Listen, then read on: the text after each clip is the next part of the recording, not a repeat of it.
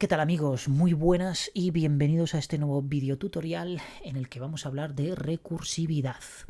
Os recomiendo, si no tenéis muy claro el concepto de recursividad, que veáis uno de mis vídeos dentro de mi canal donde hablo de recursividad y hablo de los conceptos fundamentales de la recursividad, ¿de acuerdo? Es decir, aquí no voy a profundizar en el encolado de las llamadas, en el apilamiento, en el contexto que necesitamos, pero sí voy a explicaros detalladamente el algoritmo que vamos a utilizar. ¿Para qué? Para obtener la descomposición en un producto de factores primos de un número entero. Lo que veis en pantalla, fijaos, tenemos aquí el número 84 y esta es su descomposición en factores primos, en un producto de factores primos. Entonces para ello necesitamos dos valores principales, n, que es el valor que queremos descomponer, y por supuesto i, que va a ser el valor primo entre el cual voy a dividir 84 y voy a obtener un resultado que luego tendré que valorar si sigue siendo divisible entre el valor anterior, es decir, entre el número primo anterior, o tengo que modificar el número primo para hacerlo divisible, ¿de acuerdo? Entonces fijaos, ¿qué valor inicial va a tomar n? Bueno, el 84. E i tiene que tomar también un valor inicial. Bueno, el valor inicial con el que vamos a abrir, digamos, las llamadas de nuestra función recursiva va a ser el valor 2. Y luego ya internamente él evaluará si realmente se cumple una condición de divisibilidad entre estos dos números. Se cumple, por supuesto, y puedo pasarle 42 a la siguiente llamada. Y en este caso, ¿qué valor primo? Bueno, pues da la casualidad de que entre 42 y el valor anterior, es decir, 2, se mantiene la condición de divisibilidad. Por tanto, utilizo 2 otra vez y el valor primo no cambia. Y obtengo un nuevo resultado, 21. En este caso, 21 ya no se va a cumplir la condición de divisibilidad si mantengo, si conservo el mismo número primo. Por tanto, tengo que modificar y lo voy a modificar a 3, que en este caso da la casualidad de que sí se cumple esa condición de divisibilidad. Entonces aquí pongo 7. Pero cuidado, porque 7, si lo divido entre 3, el residuo no es 0. Por tanto, la condición de divisibilidad no se incumple. Entonces tengo que incrementar 3 a 4, pero 4 tampoco se cumple. Es decir, yo podría poner aquí 3 y tengo que hacer una nueva llamada con el 4, pero también con el 5. Y es más, tengo que hacerla también con el 6 hasta llegar al 7, donde se cumple esa condición de divisibilidad y entonces obtengo un resto 0 y por tanto ya puedo romper aquí. Es decir, en toda condición recursiva debe existir una condición de ruptura que de alguna manera detenga la recursividad infinita, ¿de acuerdo? Porque si no me bloquea el programa. Bueno, de hecho Excel lo bueno que tiene es que evalúa bien la recursividad infinita y nos da un error. Sencillamente nos da un error, ¿de acuerdo? No es como en un lenguaje de programación tipo Python, Java, lo que sea, que si nosotros no controlamos la condición de recursividad, pues el programa, digamos que nuestro algoritmo se rompe y entonces se rompe, ojalá se rompiera, se queda pues reproduciendo el algoritmo constantemente hasta que muy probablemente o agote la memoria de nuestro ordenador o nosotros interrumpamos forzosamente ese algoritmo, ¿de acuerdo? Ese bucle. En este caso, Excel es un poco más inteligente y evita que se bloquee el sistema de esa forma, ¿de acuerdo? Bueno, al menos a mí me lo ha hecho, ¿eh? No sé si a alguien se lo ha bloqueado, pero a mí cuando he hecho algún error y he cometido algún error recursivo, me da un error. Bien, entonces son todas estas las llamadas que vamos a tener que hacer a nuestras funciones hasta llegar a la condición de ruptura y luego lo que va a hacer es devolver estos valores. Pero cuidado, no devuelve este lo devuelve porque yo voy a conservar esa condición de visibilidad y voy a devolver este valor. Pero en los que no se cumpla, pues no voy a devolver nada, sino la cadena vacía. Aquí sí que se cumple. Y por tanto, mi variable resultado va a obtener una cadena de texto con estos valores, separados por algún carácter que de manera que yo luego pueda convertir esa cadena de texto en una matriz de valores y pueda operar con ellos. Pues en eso se fundamenta este algoritmo. Entonces vamos a ver cómo lo implementamos. Voy a mover esto, lo voy a mover para aquí, de manera que lo tengamos ahí por si tengo que recurrir a él para alguna explicación nueva, ¿de acuerdo? Y en esta celda es donde nosotros vamos a implementar nuestra fórmula. Entonces me voy a ir aquí al editor avanzado Excel Labs, el cual os recomiendo, lo tenéis en la tienda de complementos de Excel, y pulsando control más hacemos el zoom un poco más grande para que se vea mejor en pantalla. Perfecto. Vamos a empezar a implementar aquí. Entonces voy a utilizar la fórmula LED porque vamos a nombrar muchas fórmulas con un nombre propio de forma que luego pues podamos reutilizarlo en otras fórmulas. Lo primero que vamos a hacer es llamarle factores a mi fórmula recursiva y vamos a utilizar la fórmula lambda, donde yo aquí voy a especificar los argumentos que tengo que pasarle, y como tengo que modificar muchos de ellos para que la siguiente llamada a la función recursiva pues obtenga el contexto adecuado para realizar los cálculos correctos, entonces voy a pasarle lo primero el valor de i, porque el valor de i se va a modificar y en cada llamada va a ser diferente o no. Puede ser igual en el caso de que el siguiente número n también sea divisible, el valor de i cumpla con la condición de divisibilidad con el nuevo valor de n, entonces i no va a cambiar, ¿de acuerdo? Va a seguir siendo el mismo. Eso era justo lo que teníamos aquí, por ejemplo, con el 2. Fijaos que aquí se cumple la condición de divisibilidad, pero también aquí, entonces i no cambia. Por tanto, i puede tomar valores diferentes o no, al igual que n.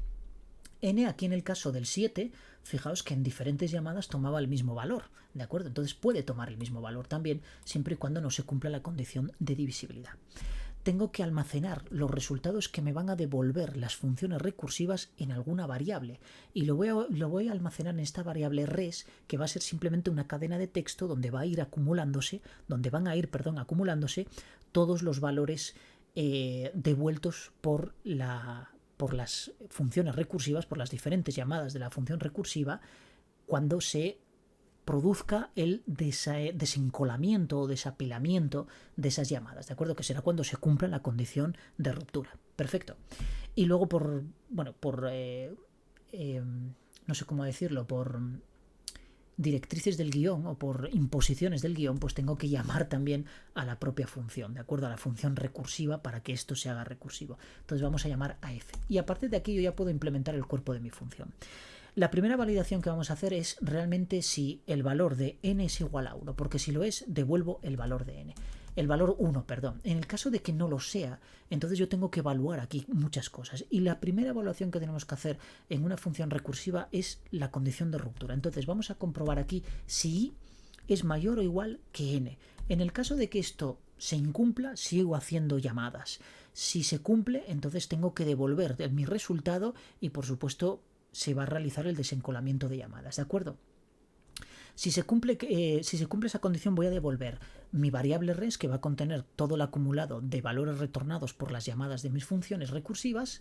Bueno, realmente la función solo es una recursiva, pero por el encolamiento de todas las llamadas, ¿de acuerdo? Se van apilando una debajo de otra y al final pues van subiendo y van desapareciendo de la pila, ¿de acuerdo?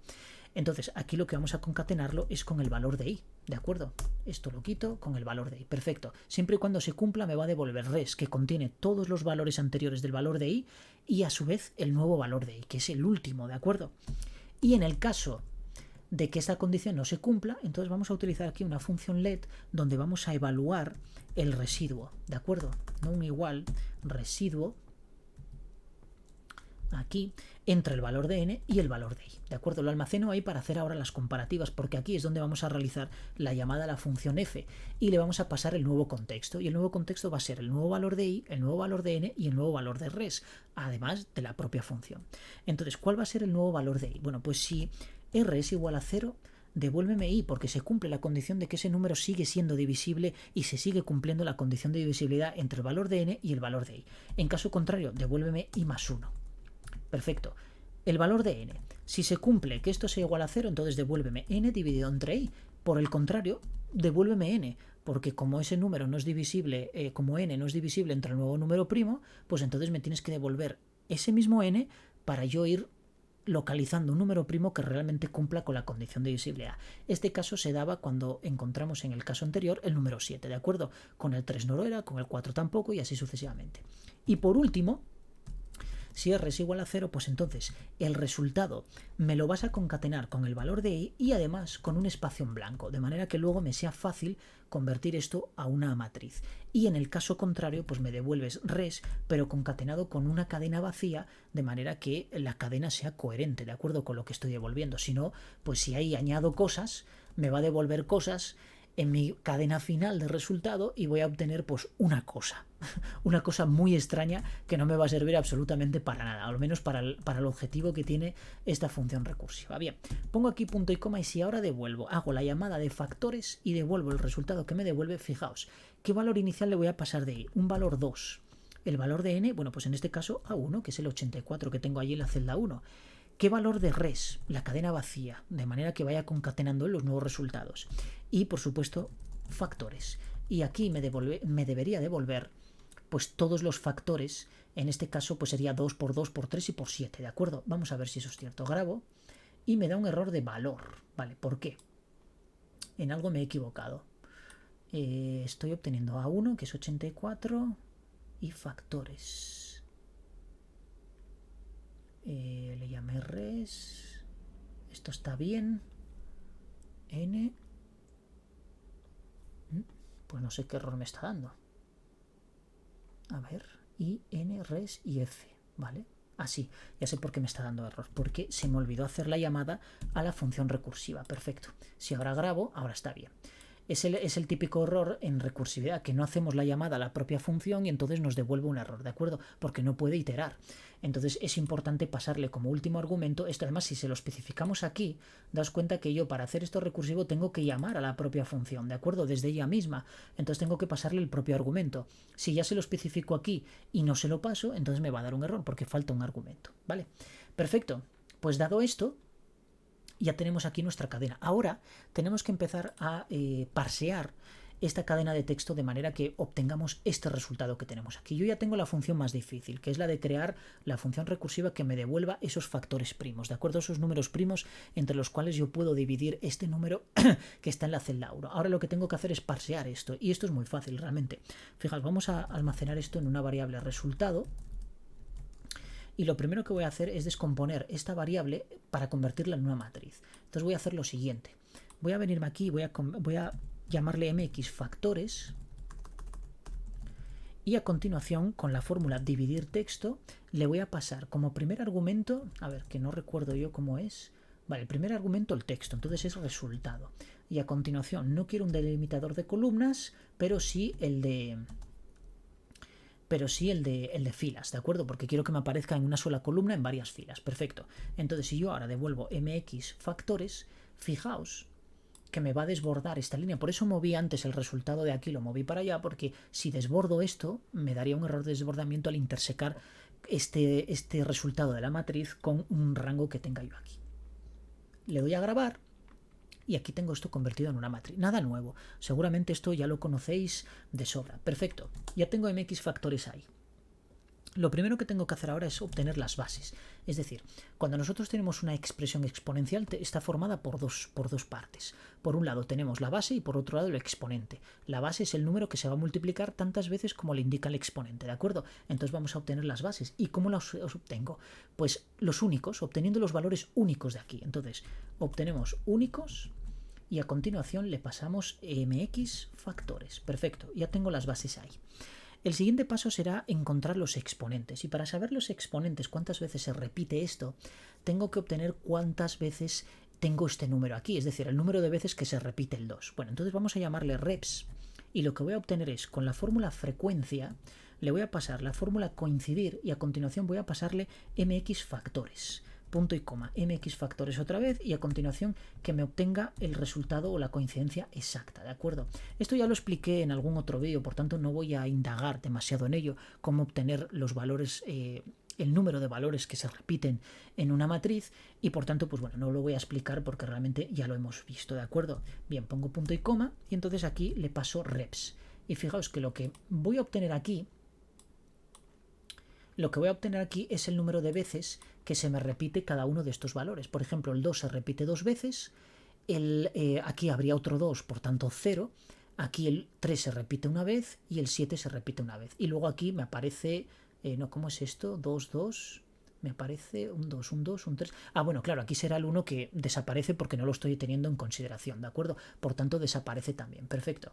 Entonces tenemos estos números y yo quiero quedarme con aquellos que sean diferentes de 0, ¿de acuerdo? Entonces, para quedarme con números que sean diferentes de 0, lo que tengo que hacer es simplemente utilizar un filtro, vamos a llamarle entonces ahora exponentes, y voy a utilizar aquí un filtro, filtrar, donde le paso repeticiones y digo que repeticiones sea diferente de 0, ¿de acuerdo? Y entonces ahora, si yo paso aquí, devuelvo exponentes, lo que tengo es 2, 1, 1. El 1 no lo voy a representar, el 2 sí, pero eso lo evaluamos en una próxima fórmula, ¿de acuerdo? Bien, perfecto, ya tengo esto aquí. Entonces, lo siguiente es obtener los índices.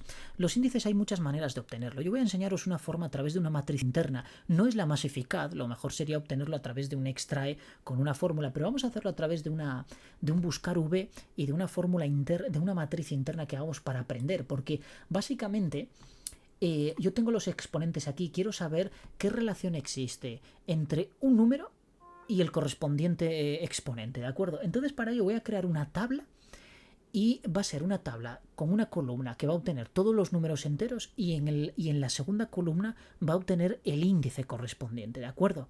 Entonces fijaos, vamos a crear aquí, lo primero voy a crear una serie numérica que va a ir con secuencia, que va a ir largo desde 1 hasta el largo de esta celda que tengo aquí, que es la E1.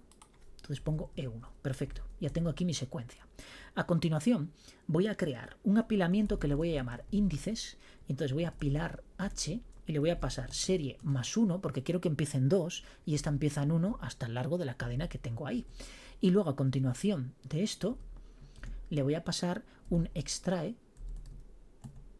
donde va a ser la E1.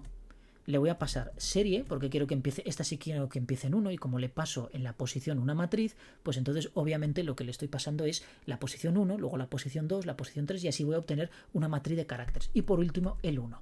Y de esta manera fijaos que si yo ahora devuelvo índices, vamos a grabar aquí a ver si me deja que no tropiece con nada. Vale, perfecto, no tropieza con nada, grabo y fijaos que tengo que este 2 se corresponde con este, que este 3 se corresponde. Esto es una barbaridad hacerlo ahora aquí, pero lo estoy haciendo para que veáis que podemos tener matrices internas dentro de una fórmula y hacer comparativas y reutilizarlas en otras fórmulas. ¿Por qué? Porque yo ahora lo que voy a hacer es una comparativa de buscar este 2 dentro de esta matriz, pero obviamente esto no debería ser así porque debería hacerlo con un extrae y extraer el índice sumándole 1, porque obviamente esto empieza en 2, de manera que si yo el exponente le resto 1, perdón, no sumarle 1, restarle 1, si al exponente le resto 1 ya obtengo el índice correspondiente aquí y así sucesivamente y sería más corto. Pero se pueden crear tablas comparativas de manera que esto, en vez de ser tan sencillo, aquí tuviéramos cadenas más complejas, una cadena con más caracteres. Entonces ya no podría utilizar un extrae, sino tendría que hacer una matriz comparativa como esta, ¿de acuerdo?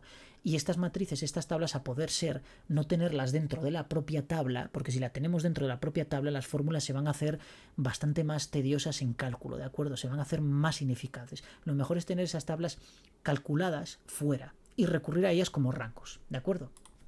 Bien, una vez que tengo los índices, tengo los exponentes, tengo las bases, ¿qué tengo que hacer? Bueno, pues tengo que obtener el producto ya. Y el producto lo vamos a obtener a través de una fórmula map donde le voy a pasar los exponentes, donde le voy a pasar las bases y a continuación una fórmula lambda donde le voy a pasar exponentes y bases, ¿de acuerdo? La E y la B. Y aquí entonces es donde yo voy a hacer mi concatenación. Pero cuidado, voy a comparar que si E es igual a 1, pues entonces devuélveme la base, porque no quiero un exponente 1, ¿de acuerdo? Y por el contrario, entonces ahora sí que tienes que hacerme lo siguiente, tienes que concatenarme B, y concaténame B con mi fórmula buscar V, donde le voy a pasar el exponente que me lo busque en índices, devuélveme la columna 2 y por supuesto dadme una coincidencia exacta. Y de esta manera yo obtengo el índice correspondiente, que ya os digo, esto no debería ser así, debería utilizar la fórmula extra y sería bastante más fácil, ¿de acuerdo? Pero para que veáis cómo se pueden utilizar matrices internas o externas calculadas y luego recurrir a ellas aquí para devolver un determinado valor. Y ya por último, lo que tendría que hacer aquí sería devolver producto. Daos cuenta que ahora voy a obtener una matriz de exponentes, de potencias más bien, una matriz de potencias. Si yo grabo aquí, fijaos que lo que estoy obteniendo es exactamente lo mismo que aquí, ¿de acuerdo? Ahora lo único que tengo que hacer es concatenarlo. ¿Cómo? Pues con unir cadenas, le paso producto y le digo que me lo una con... Bueno, espera, ¿esto cómo va? No, primero el delimitador, pues con el puntito, que es Shift 3, y a continuación le digo producto.